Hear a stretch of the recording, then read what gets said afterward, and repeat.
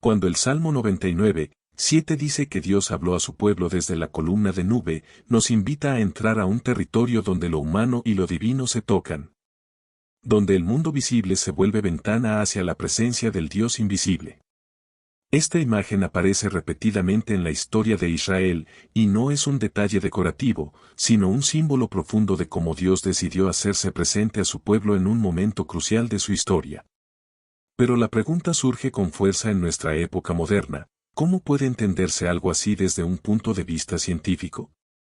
¿Y por qué, si realmente ocurrió, no existen testimonios externos que corroboren este fenómeno tan extraordinario? Estas preguntas no solo son legítimas, sino también fértiles, porque nos llevan a reflexionar sobre la naturaleza de la revelación divina, la manera en que Dios actúa en la historia, y las limitaciones de las fuentes humanas para captar lo que trasciende los sentidos ordinarios. Para comprender la columna de nube mencionada en el Salmo 99, hay que situarse en la historia de Israel. Los israelitas no estaban escribiendo un tratado científico, estaban relatando su encuentro con un Dios que se revelaba en medio de la historia mediante signos visibles que despertaban reverencia y temor.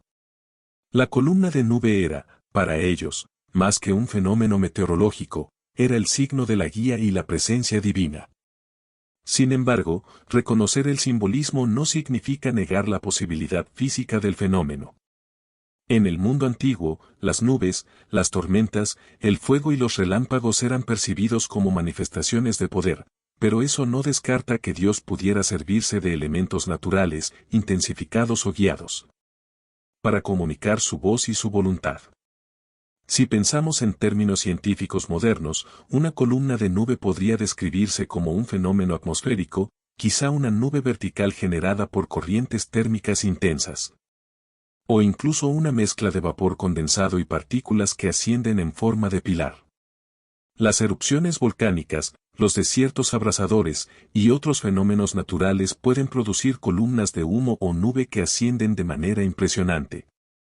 Pero los relatos bíblicos no describen una simple nube, hablan de un fenómeno que se movía, guiaba, se detenía, se iluminaba por la noche como fuego, y servía como un punto de encuentro entre Dios y su pueblo. Esto va más allá de la explicación científica ordinaria. La ciencia puede describir cómo se forma una nube, lo que no puede describir, porque no está diseñada para eso, es la intervención sobrenatural dentro de un fenómeno natural. Y aquí aparece la primera clave: si Dios es el creador de las leyes naturales, no está limitado por ellas. Puede obrar a través de ellas, intensificarlas, dirigirlas o trascenderlas. Un milagro no es necesariamente la suspensión de las leyes naturales, sino la intervención de un Dios que tiene autoridad sobre esas leyes. Del mismo modo que un músico puede tocar una nota diferente en un instrumento sin violar su estructura interna. La columna de nube no contradice la ciencia, simplemente apunta a una realidad que va más allá del alcance de lo que la ciencia puede analizar. La ciencia describe lo que ocurre en condiciones normales, un milagro describe lo que ocurre cuando el propósito divino intersecta con el mundo físico de manera singular. En ese sentido, el relato bíblico no es científicamente imposible, es supranatural en el sentido más respetuoso del término, está por encima, no en contra, de lo natural. Pero surge la otra parte de la pregunta: si la columna de nube era un fenómeno tan imponente y tan central para la historia de Israel, ¿por qué no aparece en registros egipcios, mesopotámicos o cananeos? ¿Por qué no hay crónicas externas que hablen de ella? Esta inquietud nos fuerza a examinar no solo la historia bíblica, sino también cómo funcionaba la escritura y la memoria cultural en el mundo antiguo. Es fácil imaginar que, si algo tan extraordinario ocurrió, otras naciones debieron haberlo documentado. Sin embargo, esta expectativa se basa más en nuestra manera moderna de registrar la información que en la forma en que las antiguas civilizaciones trataban los acontecimientos históricos.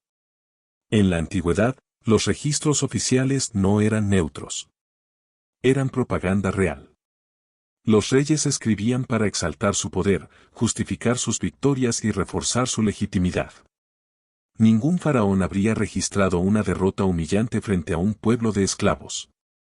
Ningún imperio habría inmortalizado un milagro que exaltara al Dios de otra nación.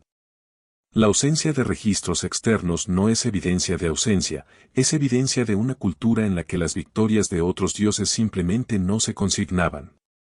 Además, la salida de Israel de Egipto, aunque masiva para Israel mismo, habría sido relativamente pequeña comparada con la escala del imperio egipcio, que manejaba poblaciones enormes y conflictos constantes.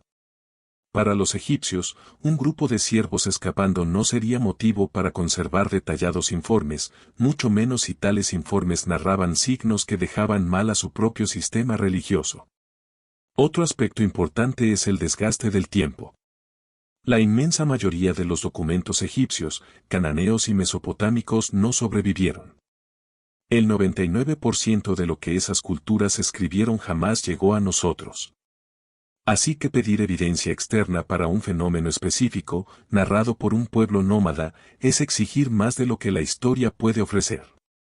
Por otro lado, lo que sí tenemos confirma el trasfondo general, el tipo de esclavitud que describe la Biblia, las rutas migratorias, los estilos de asentamiento nómada, los nombres de ciudades y pueblos mencionados.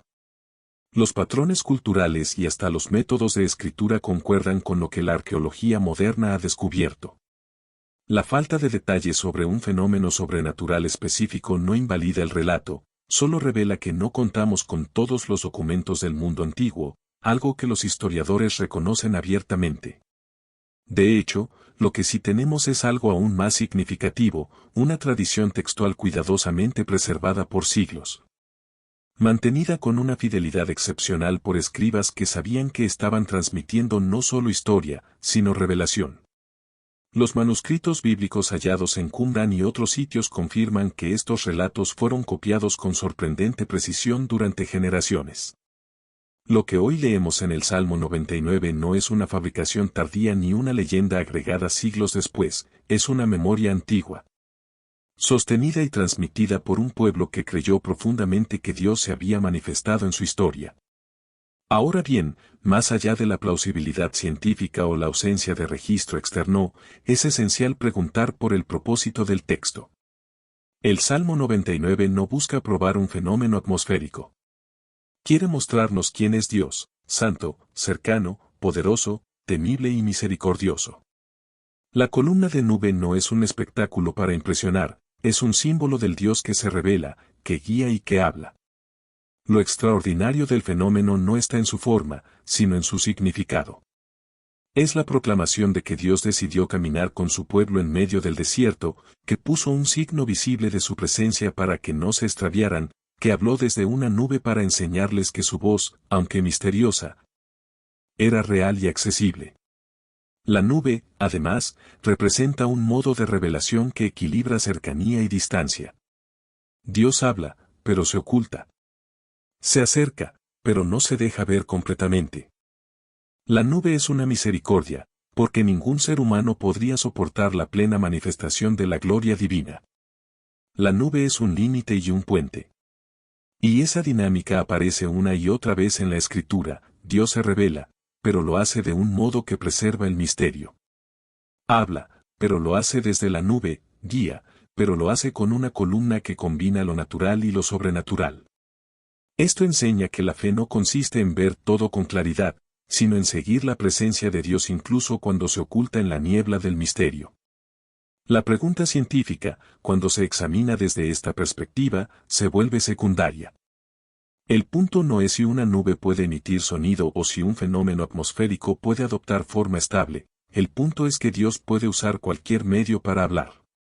La ciencia estudia los mecanismos, Dios decide los momentos. La ciencia describe el cómo, la revelación declara el quién. El Salmo 99, 7 no pretende explicar la física de la nube, sino revelar el carácter de un Dios que se involucra en la historia con señales visibles que revelan su presencia y su santidad. Y sin embargo, esta interacción entre lo divino y lo natural tiene una resonancia profunda con nuestra necesidad espiritual actual. En la vida moderna, estamos rodeados de explicaciones científicas que describen el mundo, pero esas explicaciones no siempre alcanzan a describir el sentido de nuestra existencia. La ciencia puede decirnos cómo se forma una nube, no puede decirnos por qué nuestro corazón busca guía, refugio o propósito. La ciencia puede explicar la meteorología, no puede explicar el hambre interior que siente un ser humano por escuchar la voz de Dios. El Salmo 99 nos recuerda que Dios habla, no solo en fenómenos extraordinarios, sino también en los susurros de la conciencia, en la sabiduría de su palabra, en la providencia que guía nuestras decisiones y en la paz que se instala en el alma cuando seguimos su camino.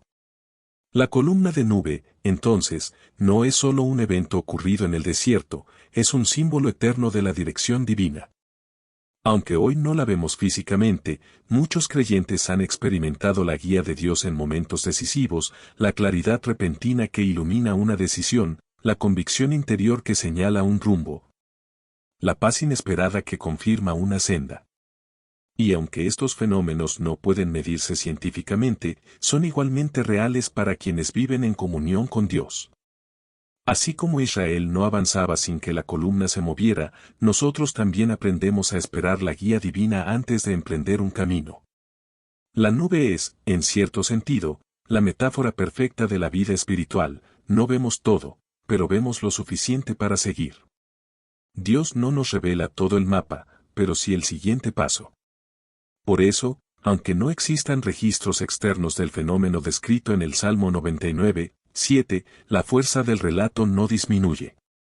El valor del texto bíblico no depende de la confirmación externa, sino de la coherencia interna de la revelación divina y de su impacto en generaciones de creyentes. Un fenómeno sobrenatural no necesita testigos seculares para ser verdadero, su marca queda en la historia del pueblo que lo vivió y en la vida de quienes reciben su mensaje. La ausencia de pruebas externas no invalida la experiencia interna de una comunidad transformada por una presencia que reconocieron como divina. Y al final, la reflexión más profunda no se centra en la nube, sino en el Dios que habló desde ella. Si Dios habló desde una columna de nube, puede hablar a nuestro corazón hoy. Si Dios guió a su pueblo con un signo visible, puede guiarnos con su palabra, su espíritu y su providencia. Si Dios se manifestó en un fenómeno que trasciende las explicaciones humanas, puede manifestarse en nuestra vida de maneras que la ciencia no pretende explicar, pero que el alma reconoce como verdaderas.